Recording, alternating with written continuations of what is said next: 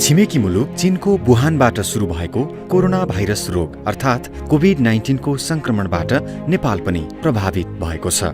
COVID-19 रोकथाम तथा नियन्त्रणका लागि हालसम्म कुनै पनि भ्याक्सिन र उपचारका लागि औषधिहरू नबनिसकेका कारण यसले गम्भीर स्वास्थ्य समस्या निम्त्याइरहेको छ। कोभिड-19 को संक्रमणले ज्वरो आउने, खोकी लाग्ने जस्ता लक्षण हुँदै अन्त्यमा मानिसको श्वास प्रश्वास प्रक्रियालाई नै असर गर्ने गर्दछ। कोभिड-19 संक्रमित व्यक्तिसँगको सम्पर्कबाट तथा संक्रमण भएको स्थान, सतह वा ठाउँमा हातले छुँदा उक्त हात मार्फत नै मुख, नाक र आँखाको माध्यम हुँदै संक्रमण हुने गर्दछ। वर्तमान कोभिड-19 को महामारीको परिप्रेक्ष्यमा नेपालका विभिन्न अस्पतालमा कोभिड-19 बिरामीको उपचारका लागि नेपाल सरकारले विशेष व्यवस्था गरेको छ। उपचारको क्रममा स्वास्थ्य संस्थाहरूबाट निस्कने स्वास्थ्यजन्य फोहोर व्यवस्थापन भने थप चुनौतीपूर्ण बनेको छ। अस्पताल तथा क्वारेन्टिन र आइसोलेसन स्थलबाट निस्कने फोहोरको उचित व्यवस्थापन हुन नसके कोभिड-19 को संक्रमण थप फैलन सक्ने खतरा देखिन्छ। स्वास्थ्यजन्य फोहोर व्यवस्थापन। सामान्य अवस्थामा स्वास्थ्य संस्थाबाट निक्लने फोहोरलाई जोखिमयुक्त र जोखिमरहित फोहोरको रूपमा वर्गीकरण गर्नुपर्छ। जोखिमयुक्त फोहोरको समुचित व्यवस्थापन हुन सकेन भने बिरामी, स्वास्थ्यकर्मी र अस्पतालका कर्मचारीहरू सँगसँगै समुदाय स्तरमा समेत संक्रमणको जोखिम निम्त्याउँछ।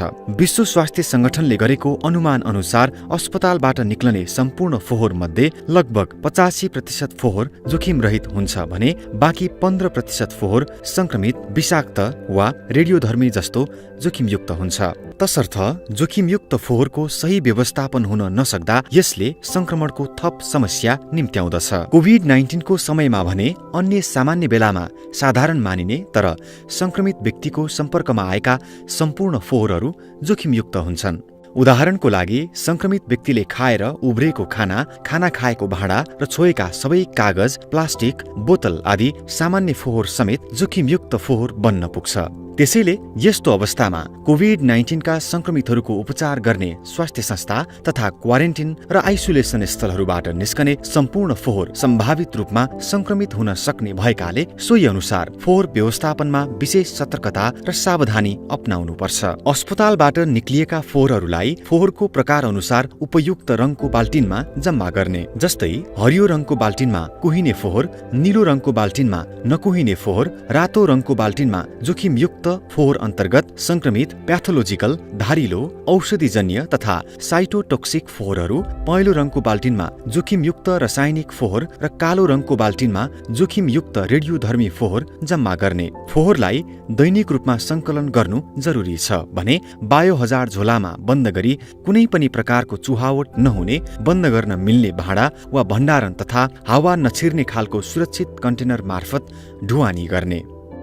साधारण र जोखिमयुक्त फोहोर ओसार्नको लागि छुट्टा छुट्टै ट्रली र कन्टेनरहरूको प्रयोग गर्ने। फोहोर छुट्याउने तथा वर्गीकरण गर्ने, संकलन र भण्डारणका लागि प्रयोग गरिने सबै प्रकारका बाल्टीहरूमा तस्बिर तथा विवरण सहितको उचित प्रकारले लेबलिङ गरेर मात्र प्रयोग गर्ने। स्वास्थ्य संस्था तथा क्वारेन्टिन र आइसोलेसन स्थलमा संकलित फोहोरहरूको अस्थायी भण्डारण गरिने क्षेत्र प्रतिबन्धित क्षेत्रको रूपमा स्पष्ट रेखाङ्कित गरी भण्डारण क्षेत्र सफा, सुरक्षित, चराचुरुङ्गी, जीव जनावर र किरा फट्याङ्ग्राको पहुँच पुग्न नसक्ने तरिकाले व्यवस्थापन गर्ने तथा तापक्रमलाई पनि व्यवस्थित बनाउने। स्थान विशेषलाई हेरिकन संक्रमित फोहोरलाई गर्मी मौसममा 24 घण्टा र जाडो मौसममा 48 घण्टा भन्दा बढी समय भण्डारण नगर्ने। बिरामीका सम्पर्कमा आएका र भण्डार गरिएका कागज, प्लास्टिक, बोतल जस्ता अन्य साधारण जस्तै देखिने तर संक्रमित नकुहिने फोहोरलाई अटोक्लेभ वा माइक्रोवेभ जस्ता वातावरण मैत्री प्रविधिबाट उपचार गर्ने वा सो सम्भव नभएमा 7 दिनसम्म सुरक्षित तरिकाले भण्डारण गरेर विसर्जन गर्ने र साधारण कुहिने फोहोर र प्याथोलोजिकल फोहोरहरूलाई फोहोर व्यवस्थापन निर्देशिका अनुरूप छोप्न मिल्ने तथा तारबार गरिएको सुरक्षित खाडलमा विसर्जन गर्ने। सुई जस्ता धारिला फोहोरहरूलाई सुई काट्ने मेसिनमा काटेर अटोक्लेभ गर्ने वा 0.5% क्लोरिन झोलमा 10 मिनेट डुबाए पश्चात विसर्जन गर्ने। त्यसै गरी सिसा र स्क्यापल जस्ता धारिला फोहोरहरूलाई अटोक्लेभ गर्ने वा 0.5% क्लोरिन झोलमा 10 मिनेट डुबाउने र यस्ता फोहोरहरूलाई धारिलो फोहोर फाल्ने खाल्टोमा विसर्जन गर्ने। प्रयोग भएको कपास, गज, रगत लागेको झोला जस्ता संक्रमित फोहोरहरूलाई अटोक्लेभ वा माइक्रोवेभ गरेर मात्र विसर्जन गर्ने। यदि पर्याप्त स्रोत साधन नभएको खण्डमा अस्थायी व्यवस्थापनको लागि ती संक्रमित फोहोरहरूलाई फोहोर व्यवस्थापन निर्देशिका अनुसार छोप्न मिल्ने तथा तारबार गरिएको सुरक्षित खाडलमा विसर्जन गर्ने। स्वास्थ्यकर्मी तथा सफाईकर्मीहरूले प्रयोग गर्ने व्यक्तिगत सुरक्षा सामग्री PPE मध्ये पुनः प्रयोग गर्न नमिल्ने PPE-लाई अटोक्लेभ वा माइक्रोवेभ गर्ने वा 0.5% क्लोरिनको झोलमा 10 मिनेटसम्म डुबाउने र विसर्जन गर्ने वा फोहोर व्यवस्थापन निर्देशिका अनुरूपको छोप्न मिल्ने तथा तारबार गरिएको सुरक्षित खाडलमा विसर्जन गर्ने। पुनः प्रयोग गर्न मिल्ने PPE-लाई भने उत्पादनकर्ताले उपलब्ध गराएको निर्देशिकाको पालना गर्ने। यदि निर्देशिका नभएमा र अन्य कपडा सरह भएमा सबैभन्दा पहिला साबुन वा डिटर्जेन्टले धुने। तत्पश्चात अटोक्लेभिङ वा माइक्रोवेभ गर्ने वा 0.5% क्लोरिनको झोलमा 10 मिनेटसम्म डुबाउने र सफा पानीले सफा गरेर घाममा सुकाएर मात्र पुनः प्रयोग गर्ने। अस्पतालबाट निस्किएको फोहोर जीवाणुरहित बनाउनका लागि प्री भ्याकुम अथवा फ्रक्सिनेटेड भ्याकुम अटोक्लेभ प्रयोग गर्ने।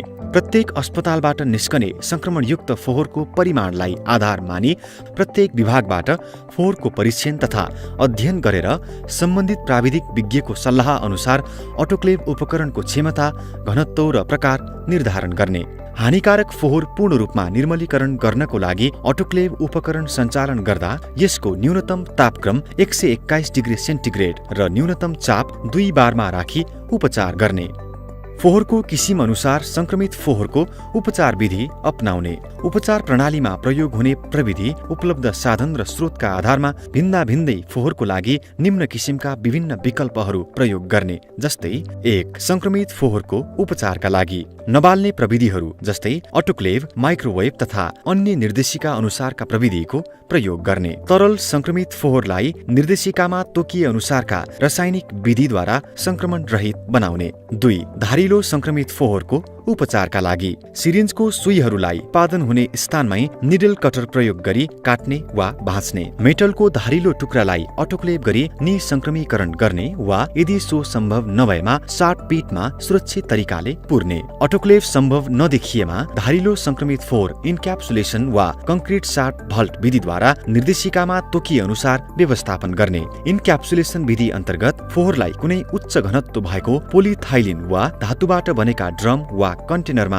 हालिन्छ। यस्तो कन्टेनरको 3 भाग भरिने गरी धारिला औजारजन्य, औषधिजन्य तथा रासायनिक फोहोर हालेर त्यसलाई नहल्लिने पार्न प्लास्टिक फोम, बालुवा, सिमेन्ट, मोर्टार अथवा हिलो माटो थपेर भरि पारिन्छ। माथिबाट भरिएको वस्तु सुकेपछि त्यसको मुख बन्द गरेर सुरक्षित रूपमा जमिनमा गाडिन्छ। यसरी इन्क्याप्सुलेसन गरी विसर्जन गर्दा फोहोरबाट सामान बटुल्नेहरूले हानिकारक फोहोर भेट्न सक्दैनन्। खास गरी धारिला औजारजन्य तथा औषधिजन्य फोहोरका लागि यो विधि उपयुक्त मानिन्छ।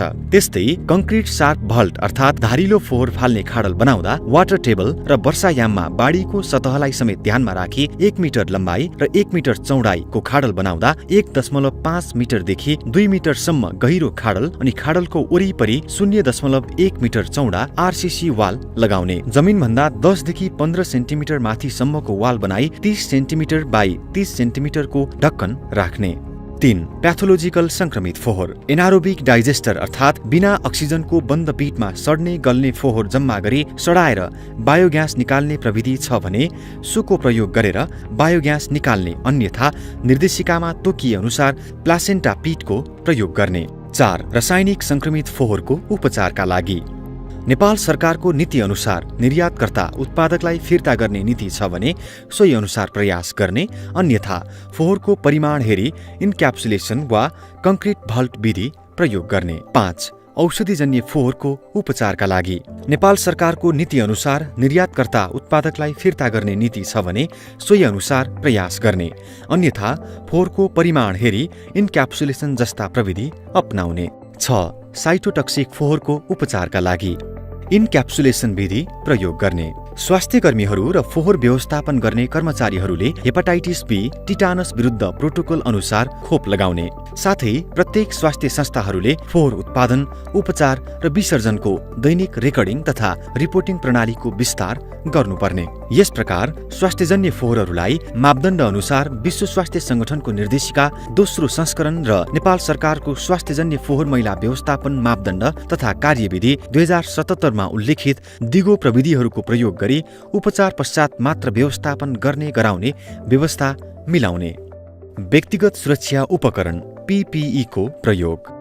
कोभिड-19 जस्ता सरुवा रोगको उपचार गर्ने स्वास्थ्यकर्मी र उपचार सेवामा कुनै न कुनै हिसाबले सहभागी हुने जनशक्तिले PPE अनिवार्य रूपमा प्रयोग गर्ने। गुणस्तरीय PPE को विधिपूर्वक प्रयोग गरिएन भने सम्बन्धित जनशक्तिलाई संक्रमणको ठूलो जोखिम हुने भएकोले मास्क, चस्मा, फेस शिल्ड, पन्जा, बोट, टोपी तथा गाउन जस्ता व्यक्तिगत सुरक्षा उपकरण नेपाल सरकारले बनाएको निर्देशिका बमोजिम स्वास्थ्यकर्मी र फोहोर व्यवस्थापन गर्ने कर्मचारीहरूले समेत लगाउने।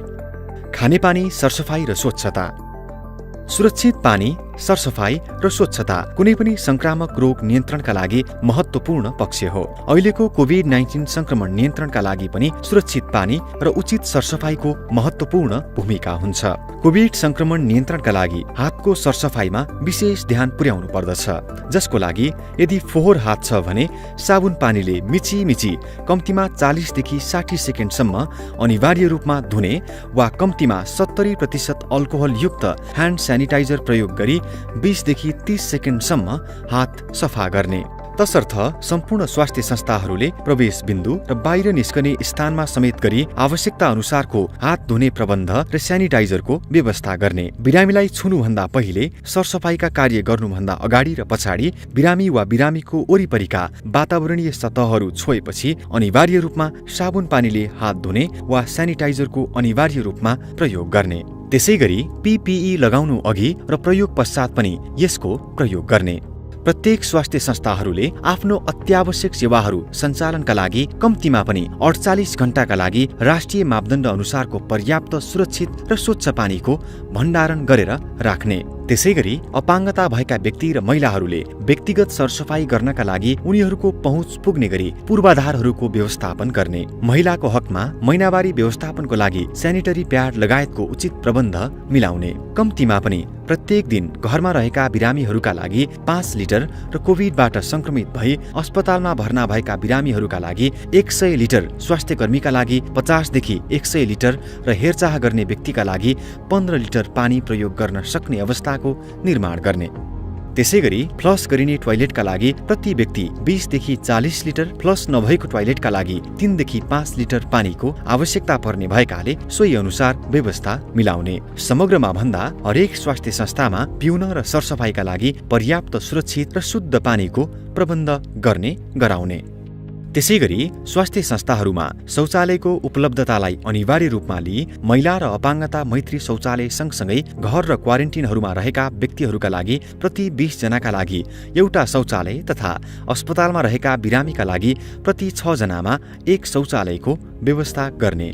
महिलाले प्रयोग गर्ने शौचालयमा फोहोर सङ्कलन गर्ने भाँडो समेत व्यवस्था मिलाउने। कोभिड उपचार सेवाको बेलामा व्यक्तिगत सुरक्षा सामग्री अर्थात् PPE लगाएर प्रशिक्षित सरसफाई कर्मचारीले हरेक दिन कम्तीमा पनि 2 पटक शौचालयको सरसफाई गर्ने व्यवस्था मिलाउने। अस्पतालको लुगा धुने कार्यमा समेत सावधानी र सुरक्षाका विधिहरू अपनाउनु जरुरी छ। बेड कभर, लिनेन, कम्बल, तौलिया, बिरामीका कपडा र शल्यक्रिया प्रक्रियामा प्रयोग भएका कपडाहरू समेत संक्रमित हुन सक्दछन्। बिरामीको मलमूत्र, रगत, छाला र बान्ता जस्ता वस्तुहरूमा संक्रामक कीटाणुहरू हुने गर्दछन्। संक्रमित कपडालाई चुहावट नहुने झोला वा कन्टेनरमा बन्द गर्ने। कपडा छुट्याएर लेबल वा कलर कोडिङ गरी संक्रमित कपडाहरू धुँदा अन्य कपडाहरूसँग सम्पर्क नहुने अवस्था निर्माण गर्ने। संक्रमित कपडालाई 60 देखि 90 डिग्री सेल्सियस तापक्रम सेट गरी वासिङ मेसिनमा धुने। वासिङ मेसिन नभएमा सबैभन्दा पहिला मनतातो साबुन पानीमा डुबाएर लट्ठीले राम्ररी चलाउने र तत्पश्चात 0.05% क्लोरिन झोलमा 30 मिनेटसम्म डुबाएपछि सफा पानीले पखालेर सुकाउने। एम्बुलेन्सको सरसफाई। महामारीको समयमा एम्बुलेन्स सेवाको महत्त्वपूर्ण भूमिका रहन्छ। अहिलेको कोभिड-19को समयमा पनि एम्बुलेन्स सेवालाई प्रभावकारी रूपमा प्रयोग गर्न नियमित रूपमा एम्बुलेन्सको उचित सरसफाई र निर्मलीकरण गर्ने व्यवस्था मिलाउने, एम्बुलेन्सको सवारी चालकले व्यक्तिगत सुरक्षा सामग्री PPE अनिवार्य रूपमा लगाउनु पर्ने तथा बिरामी राखिने भित्री भाग तथा ढोका लगायतका स्थानहरू कीटाणुरहित बनाउने वातावरणको सृजना गर्ने, एम्बुलेन्सको बाहिरी भाग साबुन पानीले सफा गर्ने तर सफा गर्दाको पानी आफ्नो शरीरमा पर्न नदिने, एम्बुलेन्सको ढोकाको ह्यान्डल, स्ट्रेचर, बेड लगायतका सामग्रीहरूलाई साबुन पानीले धुने तथा क्लोरिनको प्रयोग गरेर सफा कपडाले पुछी कीटाणुरहित बनाउने तर कीटाणुनाशक स्प्रे भने नगर्ने। कोभिड-19को संक्रमण रोकथाम तथा नियन्त्रणका लागि आम नागरिक, विषय, क्षेत्र र निकायको उत्तिकै भूमिका रहन्छ। विशेष गरी स्वास्थ्यजन्य फोहोर संक्रमणको प्रभावशाली कारण बन्न सक्ने भएकाले स्वास्थ्यजन्य फोहोर व्यवस्थापनमा उचित ध्यान दिनु अत्यन्तै जरुरी हुन्छ, जसका लागि स्वास्थ्य संस्थामा उचित सुरक्षा र सावधानीका उपायहरू अपनाएर काम गर्ने वातावरण निर्माण गरी मापदण्ड अनुरूप फोहोर सङ्कलन र व्यवस्थापनको लागि आवश्यक सम्पूर्ण पूर्वाधार तथा उपकरणहरूको पनि उचित प्रबन्ध गर्नुपर्दछ। नेपाल सरकार स्वास्थ्य तथा जनसङ्ख्या मन्त्रालय।